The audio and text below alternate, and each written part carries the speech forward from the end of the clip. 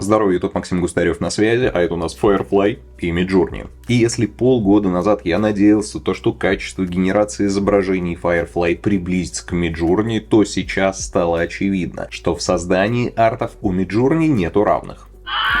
Версия 5.2, вышедшая в начале лета, выдает вариативные изображения, от гиперреалистичных фотографий до сюрреалистичных артов. Если зайти в галерею того, что генерируют пользователи, можно просто отбросить челюсть. Но как быть, если нам захочется использовать этот арт в большом разрешении? К примеру, для фотобашинга или для создания рекламного макета. Ведь мы ограничены небольшим разрешением в 1024 пикселя при квадратном соотношении сторон. И мы не можем локально контролировать генерации. Но на самом деле теперь можем. И это очень круто, давайте разбираться. В свежем обновлении у нас появился 2,4x апскейлеры. То есть генерация в 1024 пикселя теперь на выходе будет почти в 17 мегапикселей. 4096 пикселей по длинной стороне, вы только вдумайтесь. Такое разрешение можно использовать и для полноценной печати, вплоть до формата А3. Это при классической плотности для офсетной печати в 300 точек на дюйм, если что. Можно спокойненько сгенерировать какой-нибудь арт, апскейлить его и закинуть на журнальный разворот. Ну, либо распечатать как картину для своей комнаты. При такой фотопечати нам достаточно плотности в 150 точек на дюйм. На выходе мы имеем квадрат размером 70 см по длинной стороне. Ну или если вы выставите соотношение сторон 16 к 9, то картинка уже будет размером 5824 пикселя по длинной стороне. А это уже метр в ширину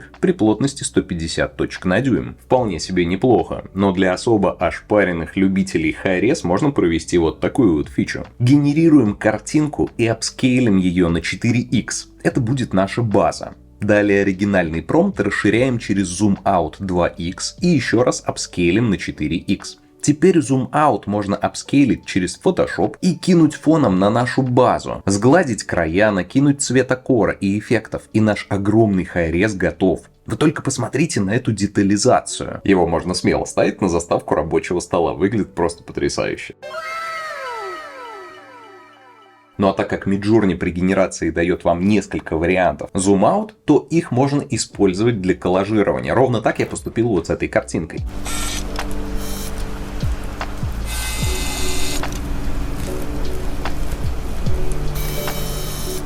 Мне в голову пришла сюрреалистичная идея – сгенерировать F-16 в непривычном для него месте, на дождливой и оживленной улице Токио. Уже здесь глаза разбегались от невероятных, но реалистичных вариантов. Все-таки Midjourney умеет делать круто. Я остановился на этом варианте, расширил границы кадра через Zoom Out 2х и выбрал наиболее просторный и композиционно уравновешенный кадр с большим количеством людей на заднем плане. Решил его взять как базовую заготовку. Сразу же накинул апскейл до 2х, чтобы получить достаточный резолюшн в фоновых объектах. Конечно, сейчас самолет не такой детализированный, поэтому я решил угореть и прогнать первоначальную генерацию, это та, которая еще до зум-аута была сделана, через 4х апскейл. И это дало мне самолет с разрешением 5824 пикселя по длинной стороне. После я закинул самолет в базу и получил очень детализированный и резкий передний план. Из дополнительных генераций я решил позаимствовать фасад здания справа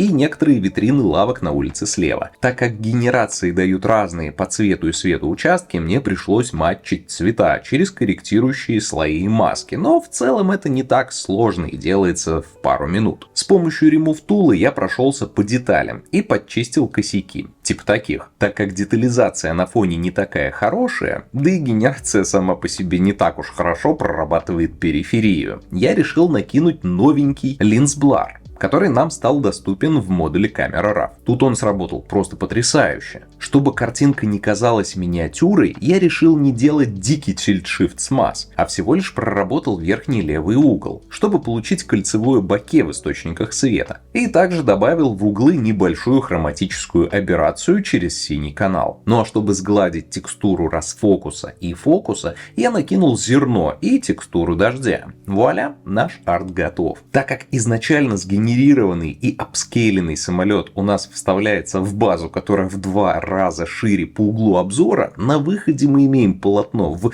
11648 пикселей, которое при плотности 150 точек на дюйм можно распечатать по длинной стороне в 2 метра, не знаю, повесить на стену. Это реально круто, потому что Midjourney теперь умеет делать качественные, высокодетализированные арты. Про то, как правильно использовать зум-аут в Midjourney, я рассказывал вот в этом ролике, посмотрите обязательно по всплывашке, ведь теперь в совокупности с апскейлером вы можете генерировать гигантские работы. Еще не стоит забывать, что уже как пару месяцев в Midjourney у нас доступна локальная генеративная заливка. Вы просто берете объект, обтравливаете его лассо, вводите нужный промпт, и Midjourney интегрирует в ваш ранее сгенерированный арт новую заплатку. Конечно, InPaint в Midjourney реализован не так хорошо, как генерация с нуля. К примеру, тут я пробовал пририсовать парящую девушку. И пройдя с десяток запросов, получить адекватного результата у меня так и не получилось. Зато генерация с нуля по аналогичному запросу выдали мне просто очень качественные и интересные арты, над которыми можно поэкспериментировать в фотошопе. Качество генерируемого контента плавно стремится к фотореализму. И совсем скоро даже самые сложные фантастические сюжеты мы будем видеть как настоящие фотографии. Мои фотобаши с Midjourney вы можете найти у меня на Boosty и Патреоне. Обязательно подпишитесь. Там же вы увидите гигантское количество свеженьких бэкстейджей с моих съемок и PSD-файлы с обработанными фотографиями, которые я проводил недавно. Подписывайтесь, это отличный способ прокачать себя, ну и также поддержать мой канал. А еще не забудьте подписаться на мой канал на YouTube, поставить лайк. Мне будет очень приятно, и до новых встреч. Пока.